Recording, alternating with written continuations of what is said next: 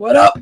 What up, everybody? I figured I wanted to go live tonight because, it's time to start talking about the Mets and what this team is doing. I know a lot of you guys, have been in the spaces with me, and I've been in the spaces with you guys. And let's be honest, man, this offseason, it hasn't been good. I mean, it's tough. You know what I'm saying? And I know a lot of you guys are frustrated, myself included. Shout out to my guy, Armand. What up, my brother? Good to see you in the room. Appreciate you, bro. But I know a lot of you guys feel the same way I do. Like, what's the plan? What are we doing? Every day you wake up and another name comes off the board, another name that kind of fit. Yeah, I know over the weekend, Okamoto went to the Blue Jays. And, to me, he was a perfect fit. I don't know. Maybe the Mets to me, these Japanese guys were like good fits. Like, they didn't cost a lot of money. The guy Okamoto took a 4-year deal. He's a Gold Glover at first and at third, right-handed hitter. Kind of helps you with, Pete being gone. So, I don't know. I don't know what Stearns. I guess Stearns doesn't believe in these guys. I get, it is what it is. But, you even had Murakami, who's 25, left-hander. I get, you don't want another lefty. But, I mean, this guy, I think he had over 50 home runs last year, something like that. And he's on like a 2-year deal. So, I don't get it. But, again, it's not me. It's not for me to decide. It's for David Stearns. And it's what he's doing. And that's okay. Look, you never know, right? I mean, maybe we go out, we get Kyle Tucker, and he falls in our lap, and we get him, and then everybody's going to be happy. But it doesn't look that way right now. And my guy Armand just he said, it's not just the Mets. It's the entire league freezing out the market. Ime and Okamoto were different because they had deadlines. And you know what, Armand, you're right. You're 100% right. The league is freezing everybody out. And I wonder if that's because of the ensuing, collective bargaining agreement that's going to come next year. Next year, there's going to be, there could be a stoppage. I don't know 100%, but there really could, because they're already talking about a salary cap. I know a lot of you guys don't think that's going to happen. But I'm not necessarily saying that's going to be off. There could be a salary floor. I think there should be a floor, frankly. I mean, these teams like the Pittsburgh Pirates and the Rays, they just collect the revenue money from the TV. And they just put it in their pocket. And they don't spend on the team. So it's weird. And it's weird that you have Kyle Tucker out there. You have Cody Bellinger. You have... who else is out there? Bo Bichette. And then you have the pitchers. None of the big name pitchers besides Dylan Cease. None of them signed.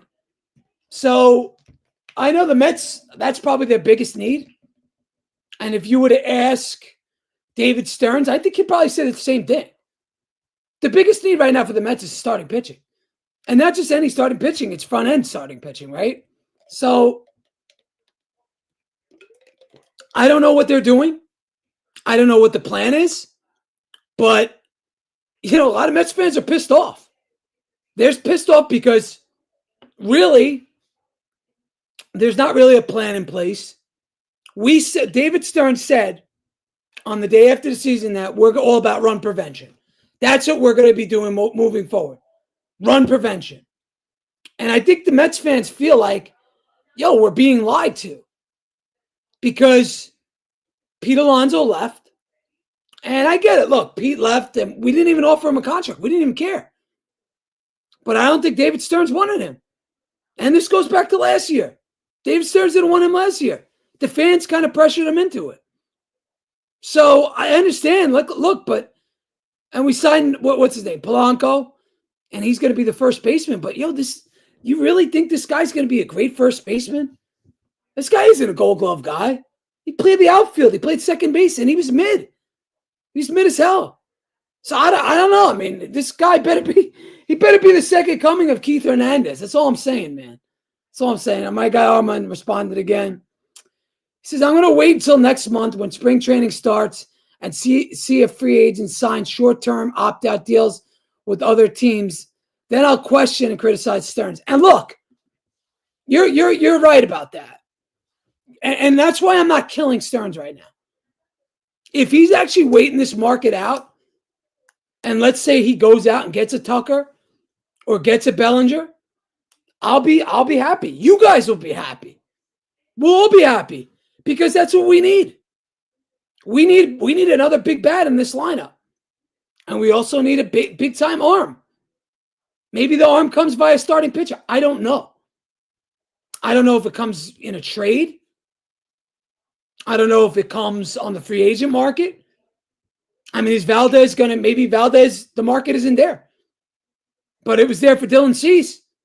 He got paid. He got his $30 million a year for what, 7 years? So it was there for him, but I know he's a little bit younger. So I get that. But I just wish the Mets would, I know they can't come out and say, this is what we're doing because they're going to lose leverage with free agents. I get that. But I just wish they practiced what they preached. All they said to us was run prevention, run prevention, run prevention. And besides addressing the bullpen, where have we addressed run prevention? We haven't. That's the truth of the matter. The New York Mets haven't addressed the run prevention. They haven't done it. Because run prevention starts and ends with pitching, with starting pitching and defense. And you could say, well, Eddie, they went out and got a Gold Glover at second base and Marcus Semien. I'll say you're right. But where it was really needed was in left field, center field, first base. Now,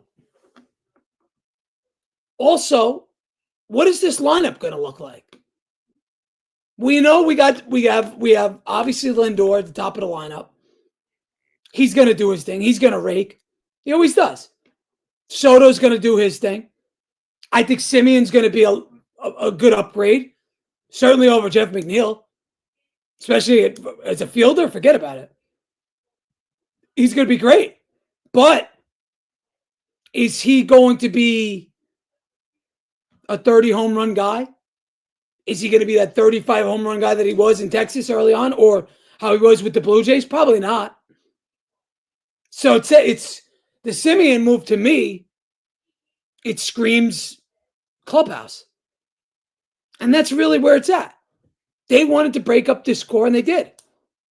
Now, you could say that losing Diaz, that was kind of crazy, man. You lost the best closer in baseball. Now they went out and replaced him. We got Devin Williams, and I like Devin Williams. I do. But is he an upgrade over Diaz? He's not. He's not. And I get it. Look, I don't understand what the plan is. And I think that's why we're all pissed off.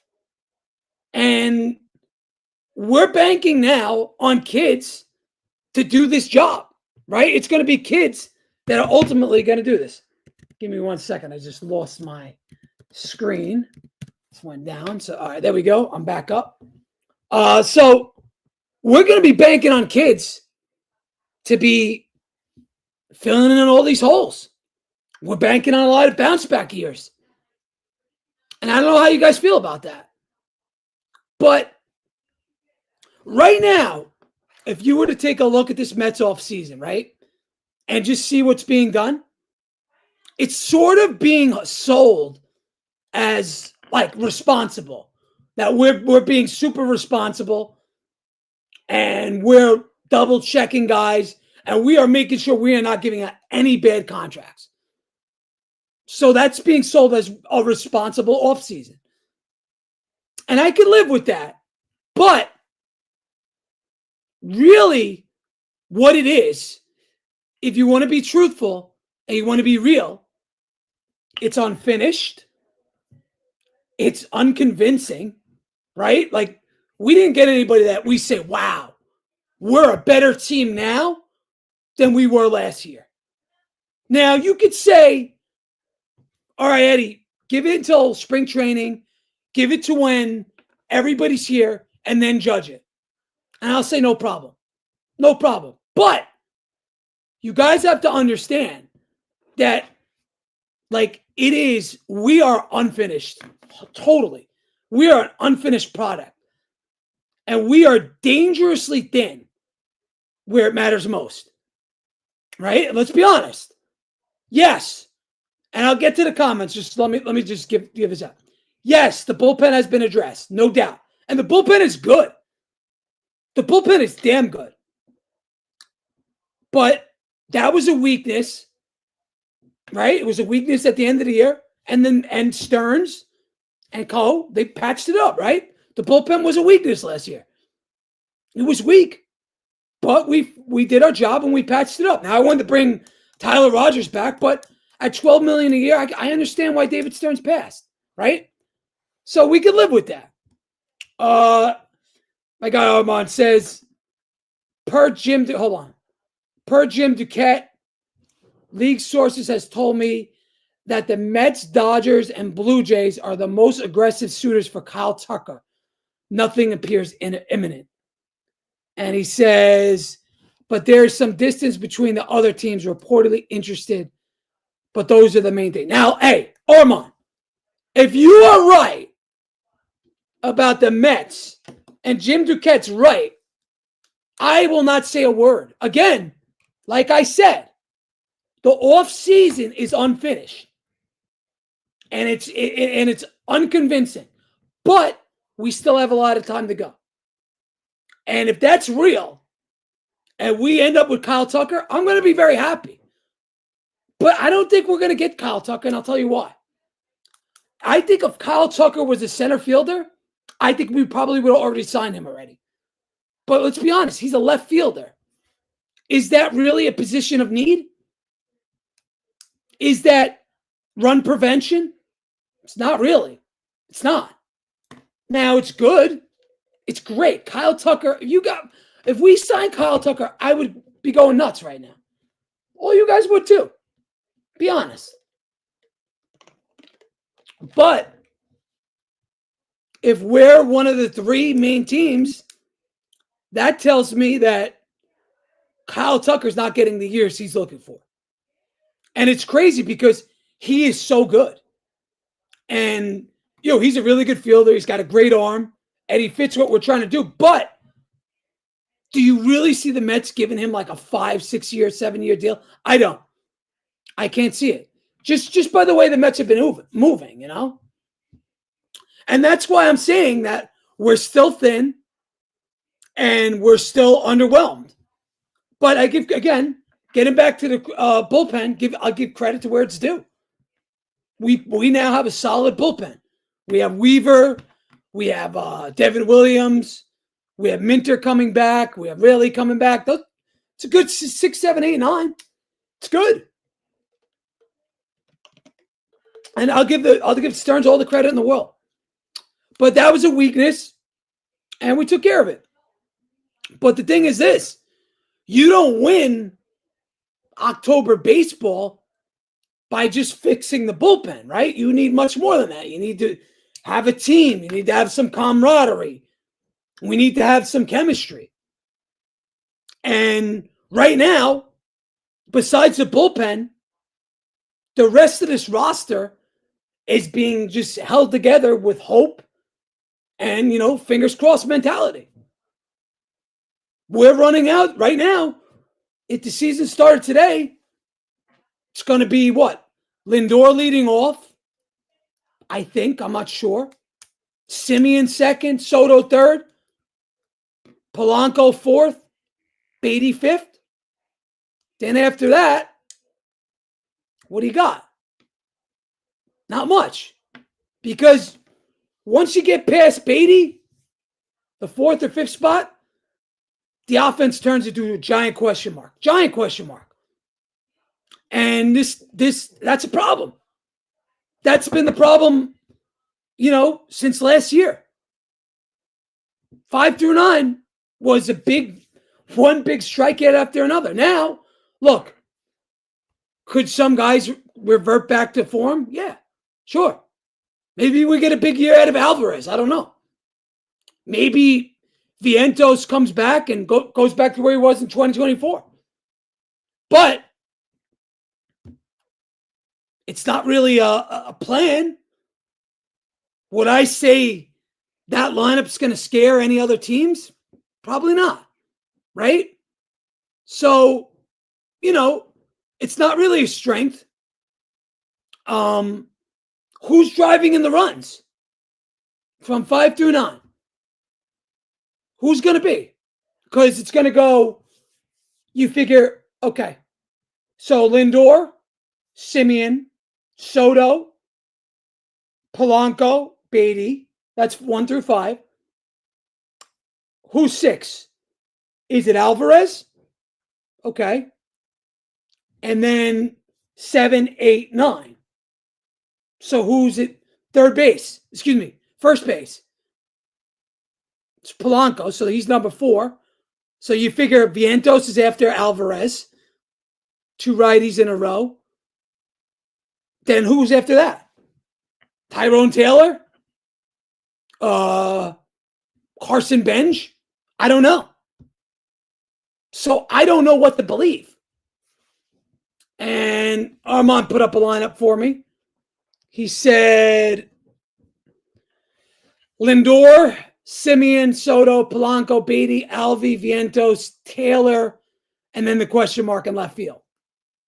And that's what I was just getting at. Now, if we go and sign Kyle Tucker, or if we go and sign Cody Bellinger, this lineup takes on a totally different face. It's really dangerous. But still, to me, still a little thin. Even if you get Cody, and even if you get Tucker, you're still a little thin because besides, look, Alvi can hit, but Alvi's inconsistent.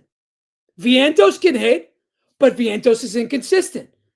Tyrone Taylor, I don't have much faith in him. I don't. So those are 3 question marks. So who's going to scare? Who's scaring you right there? Who is scaring you? And shout out to TC. I appreciate you reposting the stream. But does anybody scare you? Tyrone Taylor? Come on, man. And look, if you want to go with kids and that's the plan, I'm okay with that. I really am. I'm okay with that. Because, look, this is definitely a retool. I know people don't like the word rebuild, so I won't say it. But if you had put a gun to my head and asked me what this is, it is a rebuild. Now, you guys may agree. You guys may not. I don't know. But when you have Carson Bench and who else? Who else is going to be starting? Is Mauricio in this lineup? He's another question mark. He could be maybe get some time at third. I don't know. Is it just Vientos as the DH?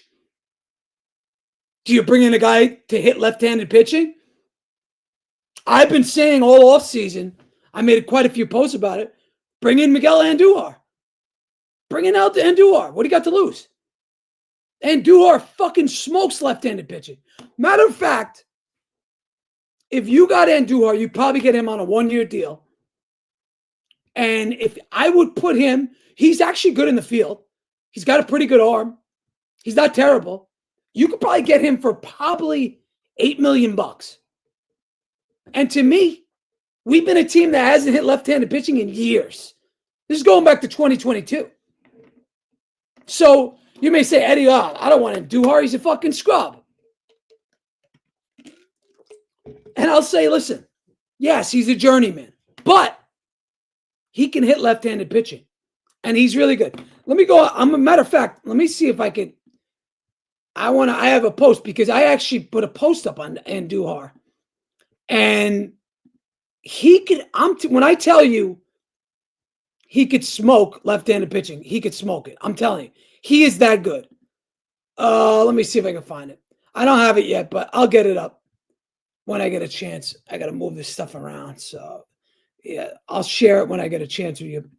But it's Andujar just smoking the ball. Let me get rid of this for now. But look, I think Andujar was 387, 900 OPS, 8 homers, and like 100 at-bats versus left-handers. You telling me that's not good? Platoon him and Vientos as your DH. Or you could even use Andujar in left field. So that's not bad. It's not terrible. Armand says if they sign Tucker, then they should sign Harrison Bader. Look, I would love Harrison Bader. I made a post on him too. I would love to get Bader back. But again, how many years are you going to give Bader? You're going to give him more than you're going to give him a 3-year deal? I'm not comfortable with giving him more than 1. All these guys, I want to get them on 1-year deals. Now, obviously, Bellinger and Tucker are different. But a guy like Andujar, if you could get him for 1 year, get him, sign him. That's what you got to go out and get. You want a guy that smokes left-handed pitching. That's what we've been doing. That's what one of our weakness. It's been that for years. So we'll see. We'll see what the Mets do. But look, again, we have to kind of just understand the fact that this offseason is going to take a while. Stearns is waiting this shit out. And look, I get it. I'm just as frustrated as you guys. I really am. I am. Because I want to win. I want to get all the good players too. But I don't think Stearns is going to give out long-term contracts. He's not. So we'll see. We'll see. We'll see when it gets to that. So after that, after the lineup, what else do you guys think needs to be upgraded? What's the obvious place? You guys know. You guys know. Now, you may not say it, but you guys all know it's starting pitching. So our rotation right now, right to the second, let me bring it up. Our rotation is, I'm going to say, I want to say McLean's number 1, but I don't know if they're going to put him as the number 1 starter. So I'm going to go say that Clay Holmes is the Mets' number 1 starter. I'm going to say McLean's number 2. Peterson 3. Senga 4. Minaya 5. Now, if McLean really is the number 1, you say to yourself, this rotation has a chance to be special. Because he only pitched 70 innings, but he was unbelievable last year. He was unbelievable. And now, how many innings is he going to pitch? I don't know. I would think no more than 140, 150 innings tops, because he's never done this in his career. So if you have him at the top of your rotation, you're okay, but understand you're limited. He's not going to pitch you 170 innings. He's just not that guy. He's too young. He doesn't have that kind of mileage on his arms. And, and Armand just read my mind. You have to pray McLean and Holmes don't get hurt in this WBC, because these guys go nuts for this. This WBC means something. It really does. These guys take pride in it. Forget about it. The Latin players say it's more than a World Series. They're fucking nuts over it. And you know what? I'm with it. I like it too. I love watching the games. I love watching Team Japan, Team, the Dominican team, the Puerto Rican team, the Team USA. It's dope. Team Venezuela. It's awesome. But it's early. It's right after spring training. And we saw what happened to Diaz. And you just have to hope that, some guy doesn't throw their arm out or needs Tommy John or some crazy shit. So that's going to be that. Our 2 best starters are pitching for Team USA. It's concerning. And mind you, We only have a 5-man rotation as is. And when you have Senga, you need a 6-man rotation. And Stearns hasn't brought anybody in. Now, I understand that, some of the kids might take that up. It could be, what's his name? Why am I blanking out right now? I'm totally blanking out on the kid's name. But whatever. You guys get what I'm saying. Right now, we got 5 names.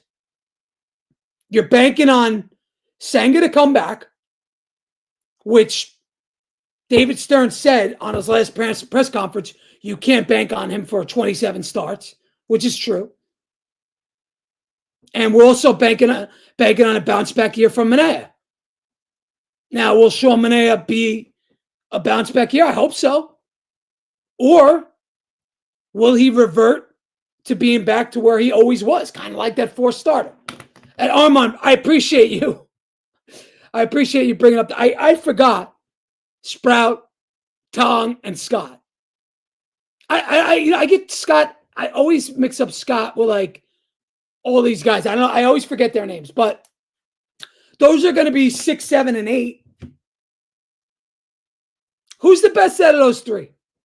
Is it Tong, Sprout, or Christian Scott? I'm going to say, to me, the guy with the highest ceiling is Tong.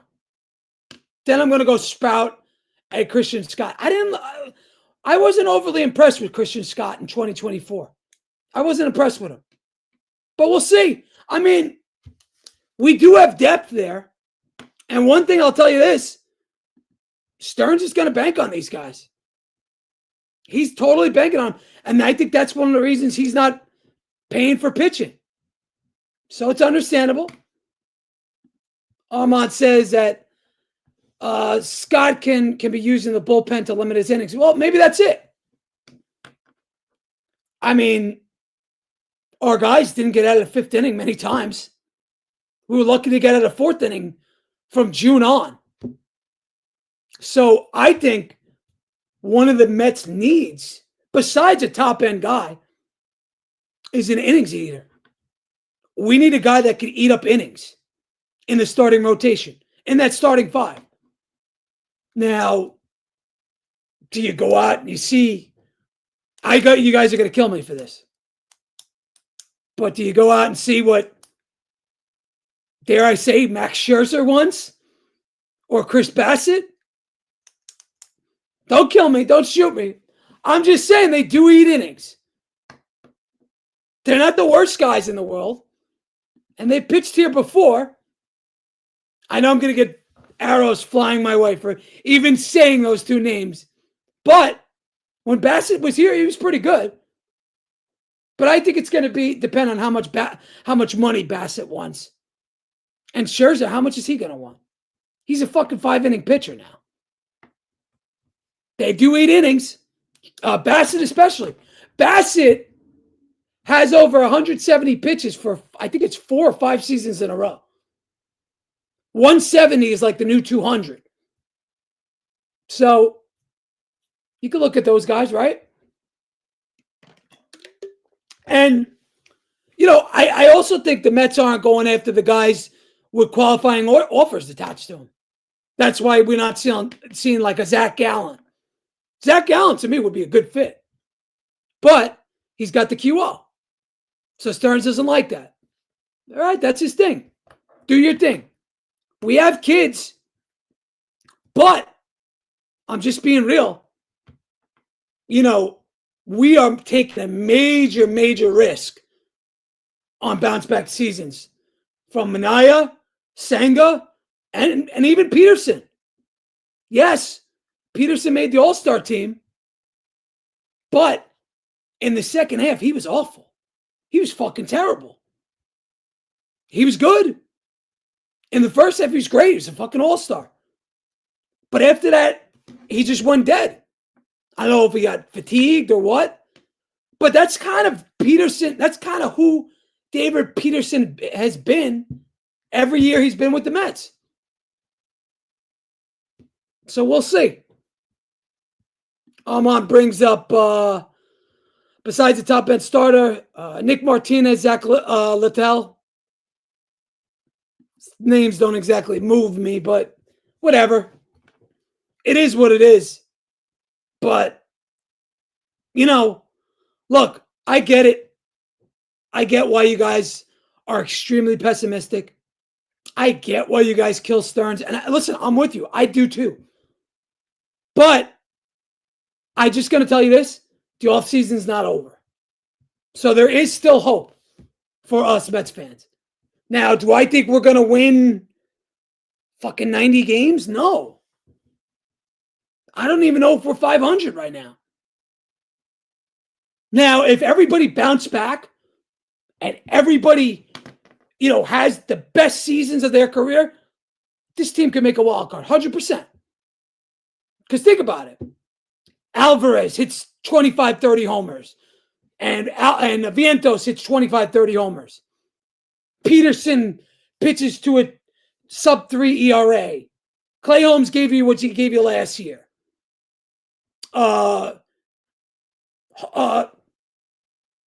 Mania bounces back to once he was in 2024, where he was top-end guy. That team could totally make the wild card. Can they win the division? I don't know. But if you get that bounce backs from every single one of those guys, and listen, I know it's a tall ask. I get it. But if you get it, this team will be over 500. Will be good. But it's asking a lot. So I understand. And I know you guys are sick and tired of question marks. And I am too. You don't think I want Kyle Tucker? You don't think I want Framber Valdez or Ranger Suarez? Of course I do. I want the best guys, period. I want to go out and trade for Ohtani. But we have to be realistic. Stearns only wants certain guys. That's okay. Signing Gallen would cost a first-round pick, and teams love their picks. I believe he's going to get the Nick Pivetta treatment and be the last to sign. Yeah. Or maybe he gets signed during the season. Right? And teams don't have to give up the pick. So I think it's after June. Once you get into June, then you don't have to give up the pick. Could happen. He's not that good, Zach Gallen. I mean, he was good in years past, but he hasn't been that good recently. I would take it. I would take a flyer on him, but I don't want to. I understand Sarge doesn't want to give up the picks because we're trying to build a farm system, and we're trying to build one of the best farm systems. And I think that's why he's being so patient. But where Mets fans get pissed off is that he doesn't come out and tell us. And it doesn't look like there's a plan. It doesn't look like there's urgency, right? That guy Imai, the Japanese pitcher, why weren't we in on him? He had a sub-2 ERA in Japan. And he got like nothing, and he's got to opt out every year. Why weren't we getting? Why didn't we get him? I think because Stearns wasn't sold on him. Who knows? Maybe the guy comes and sucks.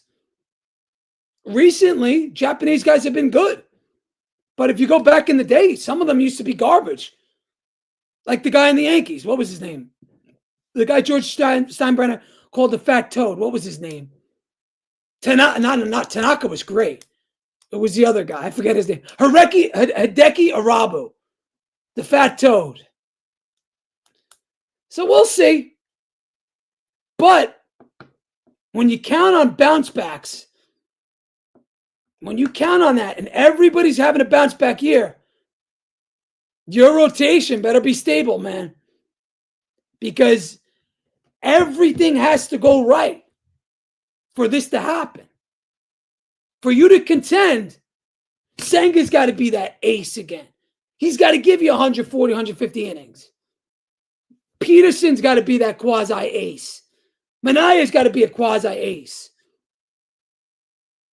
Now, if Manaea came back here and he pitched me 150 innings and gave me like a 3.7 ERA, I'd be happy with that. Because that's all I kind of expect out of him.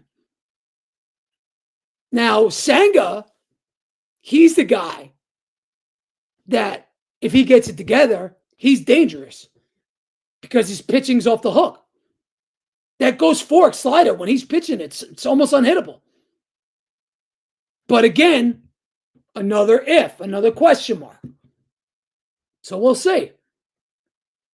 The only problem is when you're counting on all these guys to have bounce back years, if one of them has a setback or one of them has an injury or one guy doesn't return the form, then your entire rotation goes back up in the air, becomes a question mark.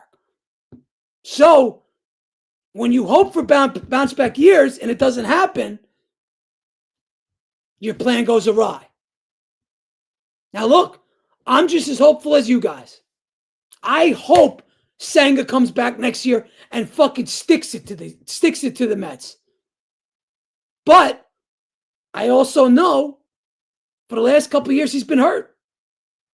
Guy went down to the minor leagues and couldn't get it right at the end of the year. We're in a fucking playoff run. And he didn't help us. So I got to be real. I'm not counting on the guy. So there's the problem.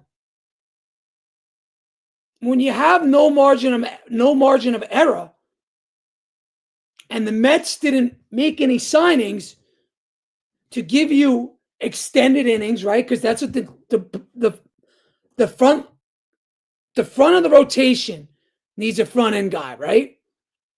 And since we didn't get that, there's literally no margin of error for McClain, for Senga, none of these guys. One guy goes down, and then you got to use kids. Now, maybe the kids are good. I don't know. Do I think they're aces? I don't.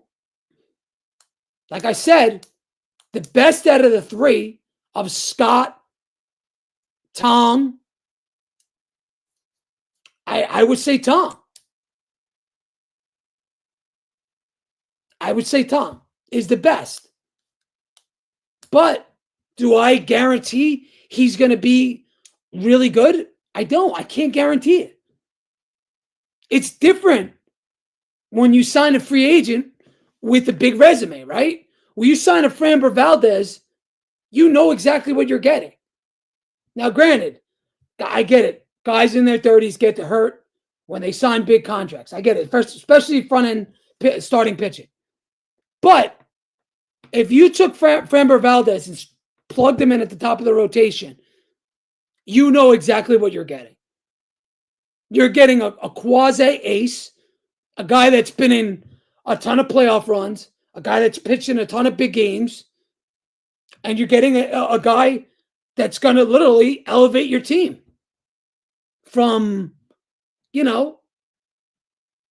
what are we? We signed Framber. We're probably like a 84, 85 win team, which is him. Because, again, some of these guys are going to bounce back. Manaea probably will bounce back. He was hurt all year. It ruined his season. The year before, he was borderline unhittable. The Dodgers couldn't hit him. So I have faith in him. But I also have reluctance. I don't necessarily believe. And I have every right to not believe in Manaea, or not to believe in Senga, or not to believe in Peterson. Because they haven't shown me they could pitch a full season. Senga did it once. Peterson does a good half every year, and that's it. Same with kind of Senga. So we'll see. Again, everything could change. One of the reasons we haven't seen any starting pitching getting traded was because I think the asking price is that high for starting pitching. Guys like Joe Ryan. Joe Ryan is good, but is he a number one? He's not. He's like a number two, number three on a good team. I have to think the asking price for a guy like him is through the roof. And there's other guys out there. There's, Alcantara. There's Cabrera. There's, what's his name on the Brewers? They're all, and Struble. They're all supposedly being shopped. But why hasn't anyone, and not one of them, has moved teams? Supposedly the asking price for Edward Cabrera is like fucking insane. It's like 3 or 4 like top guys. So that's why we haven't seen any of these guys being moved. Armand said that's one of the reasons the asking price is too high. Exactly. We would have seen, like Edward Cabrera, another guy. Does he scare you? Is he a fucking front end guy? He is not. So what is the asking price on this guy? So if the asking price for Edward Cabrera is here, imagine what Sandy Alcantara is. The asking price for Sandy Alcantara is probably like Tong, Sproat, Binge. Who knows? Because he's got 2 years. Then you get the Struble and what's his name on the Brewers? What's the Brewers top end guy? I forget his name, but who is it? Let me look it up.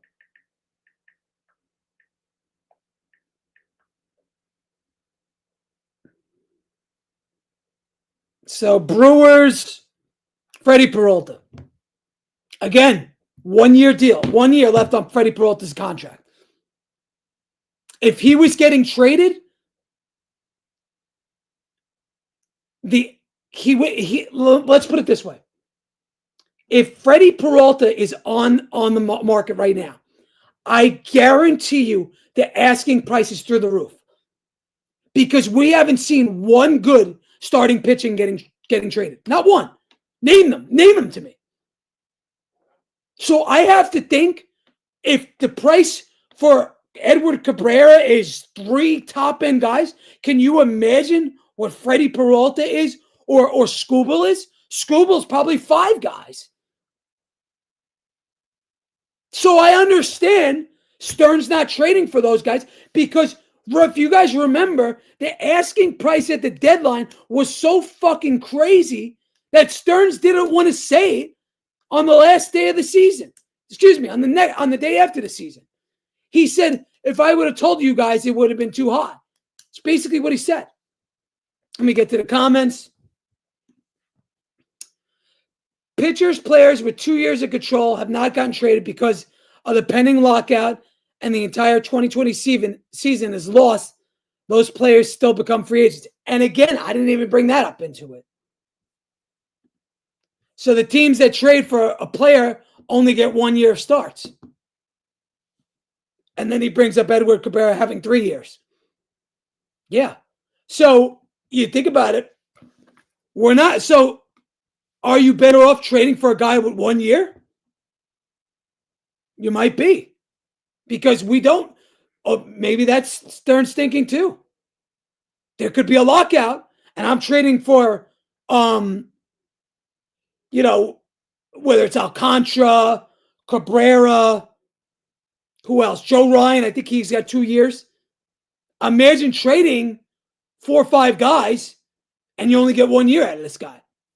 So that is a great point by Armand. That is a great point. If you trade for a guy with 2 years and there's a strike next season, you're fucked. You're fucked. So that could be part of the thinking as well. Or maybe part of the thinking is I could go out next year and buy one of these guys because the starting free agent class of next year is great, where it's Struble and a bunch of other guys. And Armand brought up a couple of guys with 2 years left. Joe Ryan, Sandy, Pablo Lopez, yep. And I think there's a couple other guys too. I want to say a couple other names too I've seen. Supposedly, as of about a half an hour ago, I heard that the asking price for Freddie Peralta, I didn't hear. The asking price was like 3 top guys and like 1 or 2 major league guys. That's crazy for Freddie Peralta, who is good. But is Freddie Peralta great? No, he's not. He's like a number 2. Don't get me wrong. I would love to get me Freddie Peralta on the Mets. But if the asking price is, Tong, Sproat, Benj, and a couple other guys, I don't know if I'm doing that. Especially for like 1 year. That to me is crazy. Now, if you trade for a guy and you get a window to extend them, that's a different story. Then I'll give up more guys because at least I'm going to know I got this guy for the next 5 years.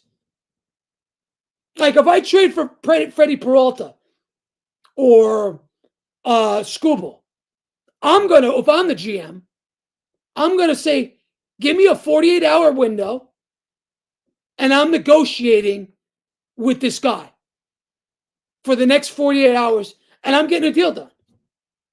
Then I'll give up whoever the fuck they want. I'll give up anybody. If you give me Skubal, I might give up, call me crazy, but I'll give them whatever the fuck they want, especially if I could sign him to an extension. But most likely, Skubal or Freddie Peralta is going to want to play this year out and get the bag in the offseason. But there is also the impending lockout. If there's a lockout, that changes everything. Or what if there's a strike? Now, people may say, Eddie, you're crazy. What are you talking about? When I was a little kid in 94, there was no World Series. The shit got locked. The players just strike. They had a strike in the middle of the fucking season, which was awesome, by the way. Tony Gwynn was like flirting with 400. Griffey was going to break the home run record. And the players just struck. And there was no World Series. It sucked. Now, will that happen? I don't think so. But there could be a lockout where, 50 games gets eaten off the schedule. You never know. They were, how pissed off the Players Association and the owners were after the last CBA? And that was the one, if you remember, that was the year we signed Scherzer, I think. And Scherzer was like the head of the Players Association, one of the heads. Joe, they are not friends. They're not friends at all. So don't just think that, there'll be a stoppage or there could be, there could be games lost next year.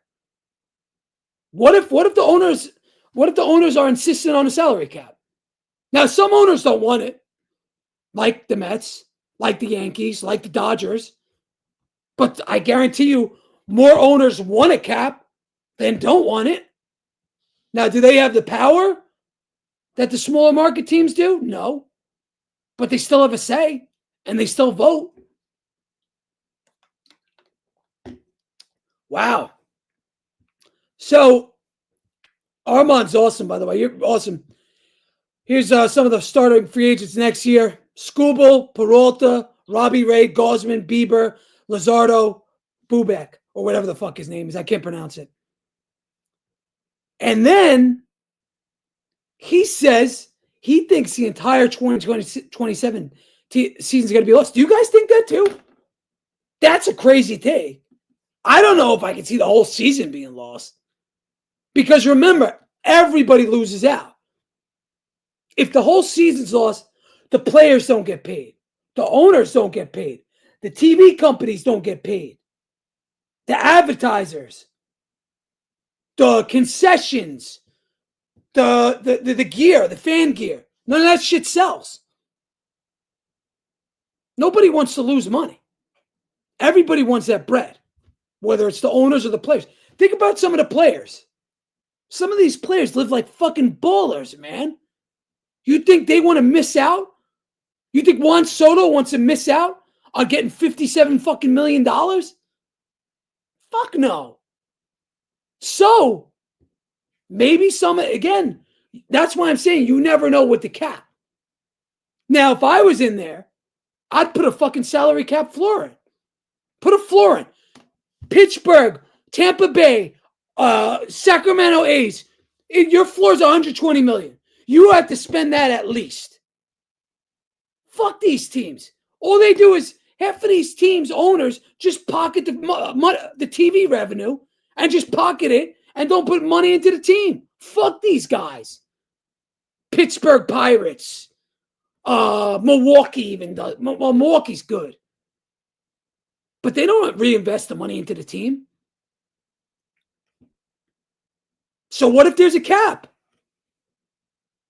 If there's a cap, then this offseason for the Mets makes total sense. And then we're going to call David Stearns a fucking genius for not signing anybody. Because if there's a cap next year or the year after, well, I would think it might not be a cap per se, but it could be like the NBA where there's, luxury tax thresholds.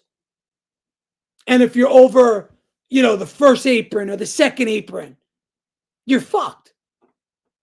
So in the NBA, if you're over the first apron, you get fined. You have to trade, salary for salary. But you can't sign guys to mid-level exception contracts. That goes out the window. You can only sign guys to mid-contracts. Do I think that will happen in baseball? No. But there could be ramifications where you lose draft picks for going over a certain salary. Or you have to pay double the luxury tax. I can see that. Why do you think no teams in the NBA go over the second apron? Because you lose your first pick 7 years down the road.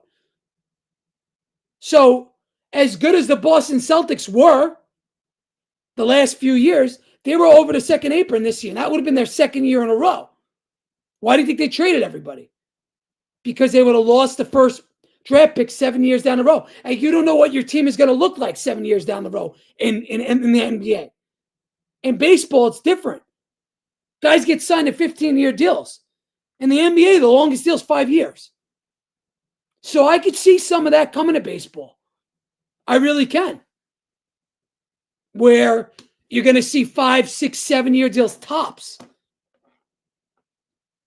Another thing, too, if I was the Players Association, I for a player, I would try to get the free agency sooner and younger.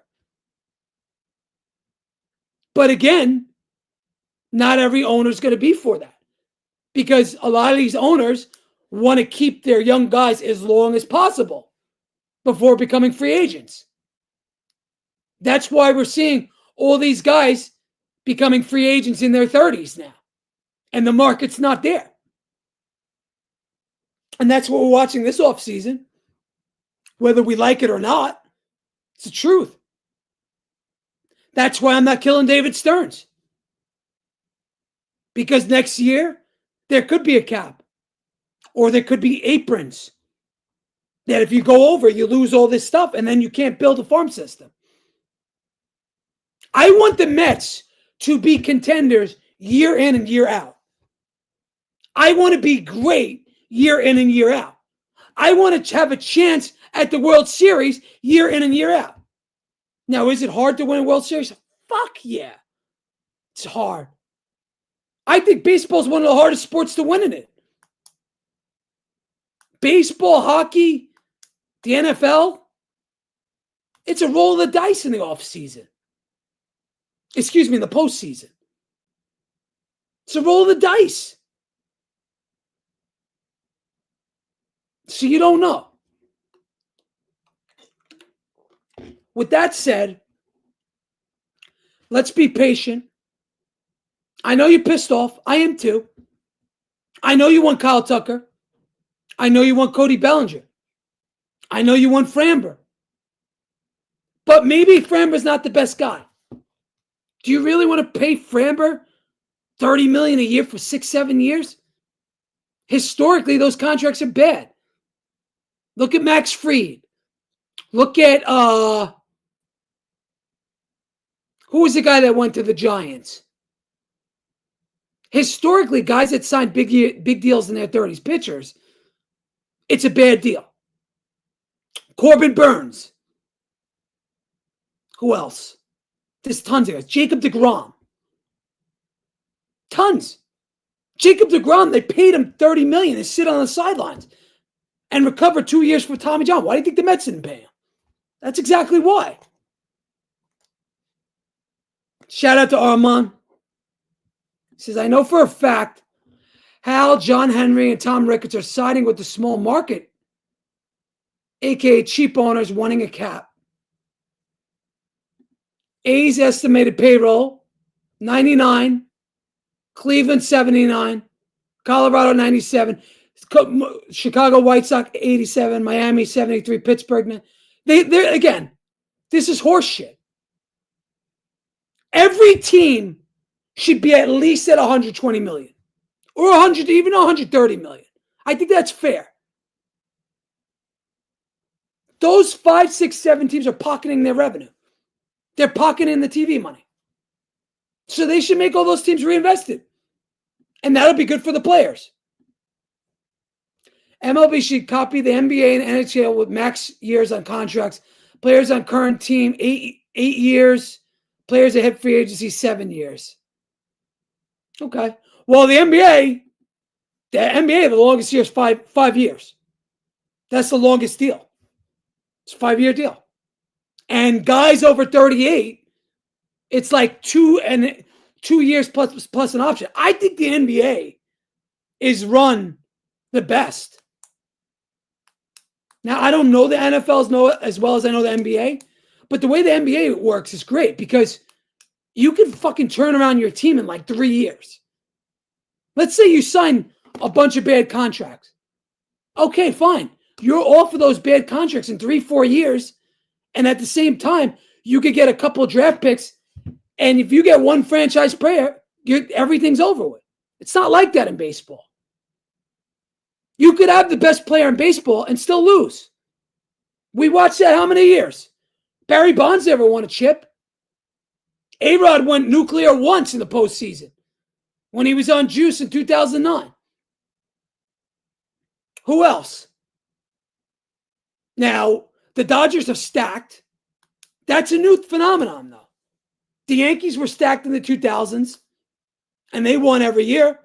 But really, the best teams don't win. Mike Trout, he's another name. He was the best player in baseball for 10 years. He didn't win shit. So that's why baseball and a salary cap really is doesn't really matter. But MLB needs a floor. They need a salary cap floor. This can't go on. This right here cannot go on. It's bullshit. So look, that could be a good thing for the Mets. That we're not tied down for years to come. Now we're tied down to Soto, but I don't mind being tied down to Soto. He's awesome. Lindor, I don't mind. He's good. He's borderline great. He's great some years, but other years he gets down. Last year was a little down, but I like Lindor. I don't mind paying him. That's a good contract.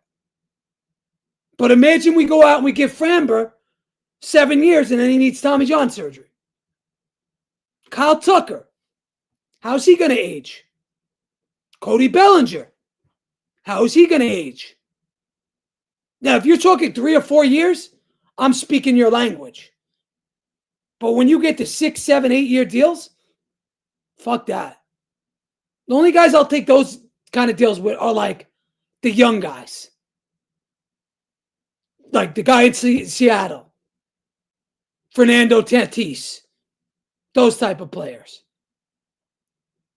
I don't want to pay old pitchers $30 million a year in the twilights of their career. Look at David Wright for us.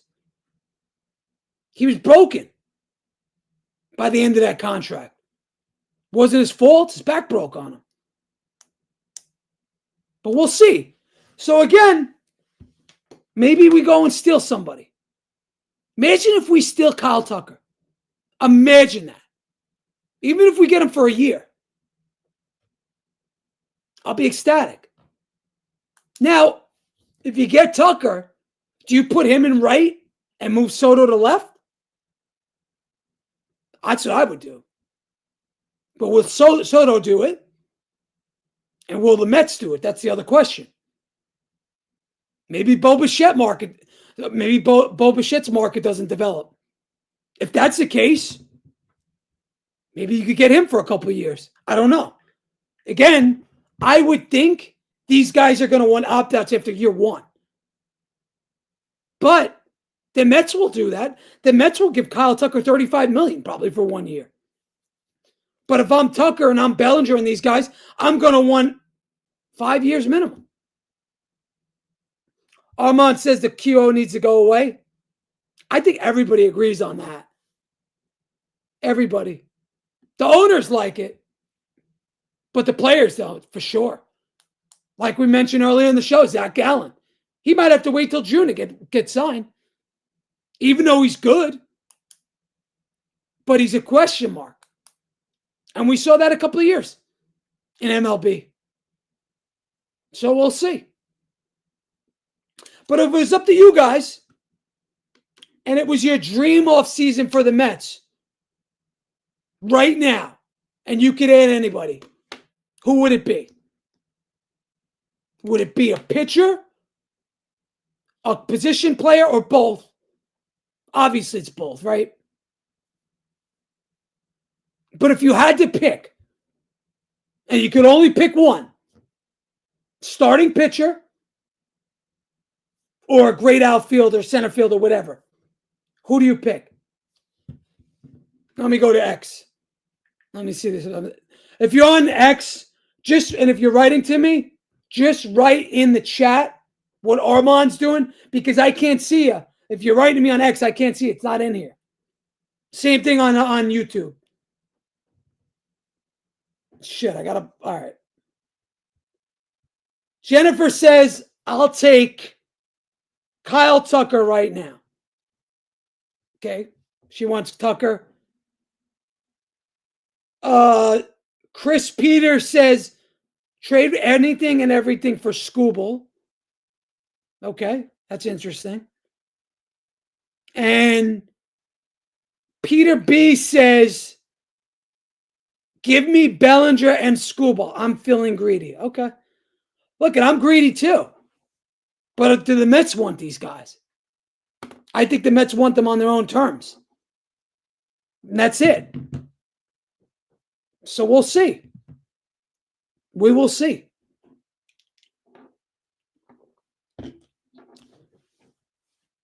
I would say right now, as is, going into spring training, I'm going to give the Mets the benefit of the doubt.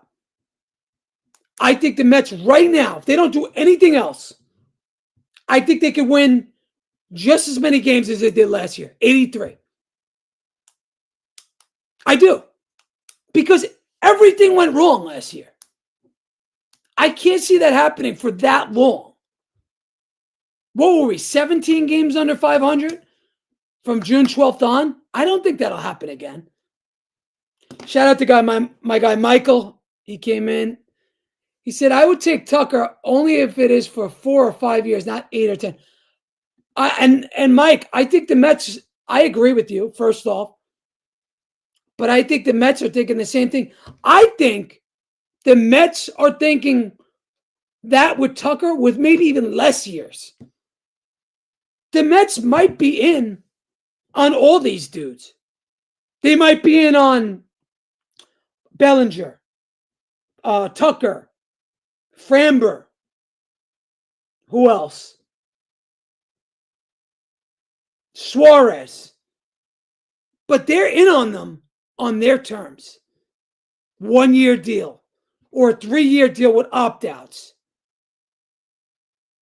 But remember, the players are very concerned about next year.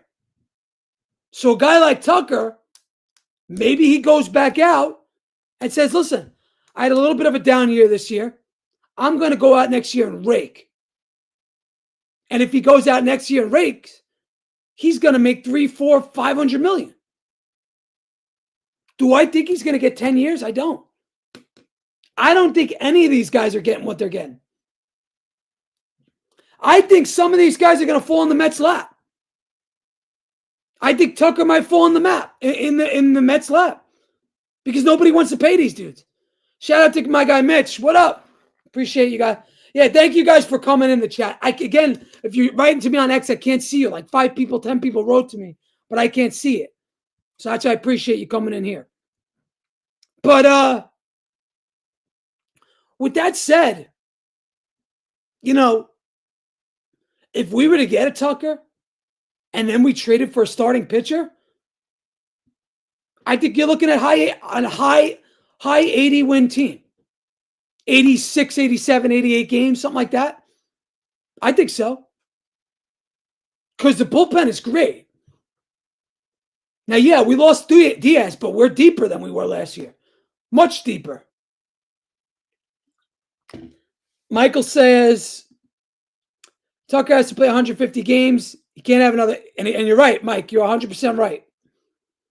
Armand says, I would say sign Bellinger for left field, center field. Gino Suarez for DH, to opt-out deals. Platoon Vientos and Polanco at first. Only thing, Armand, have you ever watched Vientos at first? He's terrible. He's terrible. He might be worse than Pete at first. He's terrible. So I don't think Vientos. I think Vientos is going to be more of a DH. I'd put Vientos out there. And again, we need a guy who could crush lefties. That's why I want Miguel Andujar. I know I've been saying his name a lot, but I just like him. And he's cheap. He's what, $7-8 million? It's nothing. It's fucking peanuts. Gino Suarez, he's another guy too. I mean, I like his power. He hit 48 homers, but he strikes out all the time. If he takes a 1-year deal, sure. I'll take him. And I'll tell you this. I'm kind of warming up to the idea of Luis Robert. I'm warming up to it. Now, at the cost, again, I'm not paying what I would for a starting pitcher for Luis Robert. But if they want a Vientos, or if they want a Mauricio, I could give him a deal with that. I'll throw in one of the pitchers, sure.